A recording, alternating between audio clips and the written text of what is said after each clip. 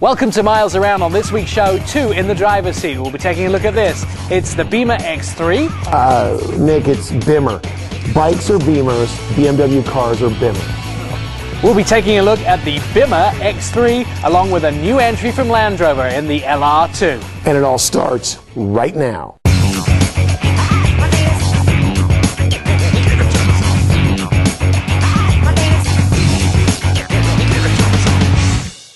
Thanks for joining us this Sunday afternoon on Miles Around. If you get a chance, make sure and check out milesaround.com. What's up next, Nick? Got a packed show for you this week. We're taking a look at 2 in the driver's seats. Along with this X3, we'll be taking a look at the LR2, which is brand new from the Land Rover company, and this is one of the first places in the world that you'll get to see it.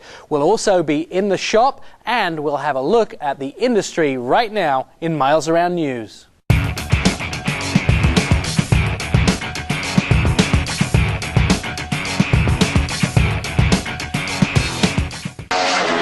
It's called the Car of Tomorrow. It's bigger and safer, and NASCAR hopes it will make the Nextel Cup Series more competitive. The Car of Tomorrow will run in 16 of the Nextel Series races this year, including this weekend.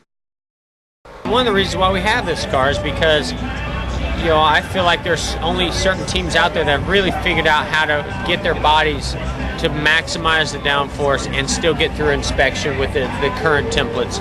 And this car eliminates that a lot. Dale Earnhardt's death at Daytona in 2001 became a catalyst to unite NASCAR to better protect drivers. NASCAR turned to manufacturers like General Motors for research on safety and aerodynamics. NASCAR had basically 3 primary objectives.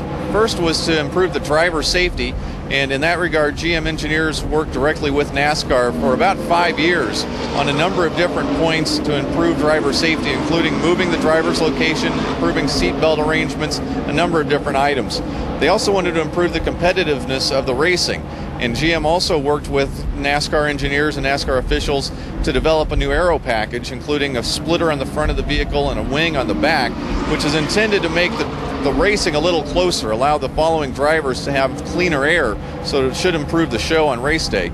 And we also wanted to work with NASCAR to improve the manufacturer identity within the vehicle and bring more of the branding of the Impala SS from the street car to the race car. With a greater emphasis on the look of the cars, production designers were brought in from Ford, Dodge, Toyota, and Chevrolet to give the race cars design cues that better resemble the street car versions, like Jeff Gordon's Impala SS.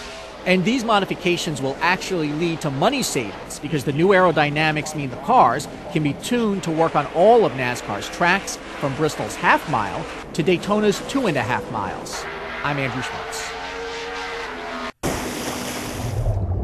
Once again, it's time for the world's most exciting treasure hunt, where the first prize is $50,000 and a brand new Volvo. We had such a successful year last year together with Disney that both Disney and us decided we should do it again. And so this year we're going to make it bigger, we're going to make it more fun, we're going to make it more global, and we're definitely going to make it more adventuresome and exciting to win that prize. The hunt is a collaboration between Volvo Cars and Disney's Pirates of the Caribbean, and is built around an internet-based treasure hunt where cunning questions have to be answered and riddles solved.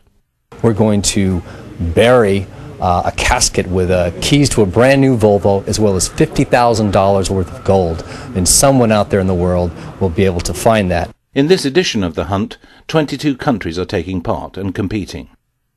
Last year I think we had 4 or 5 countries, and this year we have 22 countries from all parts of the world that will participate. We're going to have hundreds of thousands of participants that will be competing. We haven't even started to promote it yet, and we've already got about 10,000 people who've come into the web who want to know how they can participate, and that's purely from buzz. There's no promotions whatsoever yet. This hunt is a 4-week online high seas adventure where consumers will go on to solve a series of puzzles. Now, to solve those puzzles, one of the requirements is you have to go to a Volvo retailer to pick up the special decoder. That special decoder allows consumers to go and actually solve the puzzles online. Volvo Cars is all about the preservation of life, but it's also about the celebration of life. So doing this global treasure hunt is just a way for us to engage people with the Volvo brand in a different way. I mean, of course it's all about marketing, but it's marketing in a way which is not just pushing hard sales on people. It's getting them to interact with the brand, to understand the brand from a different perspective, and to have a little bit of fun as well. Still to come, some shop talk, then Land Rover's LR2. And when Miles Around returns in the driver's seat with the Bimmer X3.